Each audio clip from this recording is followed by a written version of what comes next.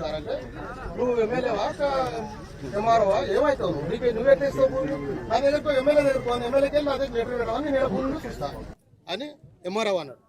ఏం సార్ ఇట్లా అంటున్నా అంటే ఎమ్మెల్యే కాడికి కనుకోండి లేకపోతే కలెక్టర్ దగ్గరకు పోండి, మాకాడ భూమి ఇచ్చారు మేము అక్కడనే వస్తాం పొగొస్తాను వస్తుంది. మరి ఎవరు కట్టుకున్నారు మిమ్మల్ని?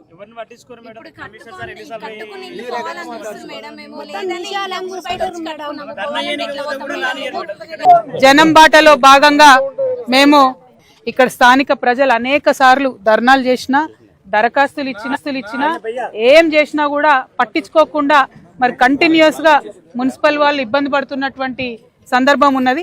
మరి ప్రజలు ఇబ్బంది పడుతున్నారు, ఆరోగ్యాలు పాడైపోతున్నాయని చెప్తున్నారు. పచ్చి బాలింతరాలు కూడా నిన్నగాక మొన్న మరి చనిపోయినట్టుగా చెప్తున్నారు. కాబట్టి ఈ సందర్భంగా నేను ప్రభుత్వాన్ని డిమాండ్ చేసేది ముఖ్యంగా కసిరెడ్డి నారాయణ రెడ్డి గారు, స్థానిక ఎమ్మెల్యే గారు, మీరు శ్రద్ధ పెట్టండి, మీరు ఇక్కడికి రండి, అవసరమైతే వచ్చి చూడండి, చూసి ఇక్కడ ఉండేటటువంటి డంపింగ్ యార్డ్ సమస్యను పరిష్కరించండి. ఎందుకోసం అంటే అప్లికేషన్ ఇస్తే అధికారులు ఎంతసేపు కూడా మరి ఈ అప్లికేషన్ ఎందుకోసం ఇచ్చిరు మాకు చెప్పేటోళ్ళు ఎవరు లేరని మాట్లాడుతున్నారు.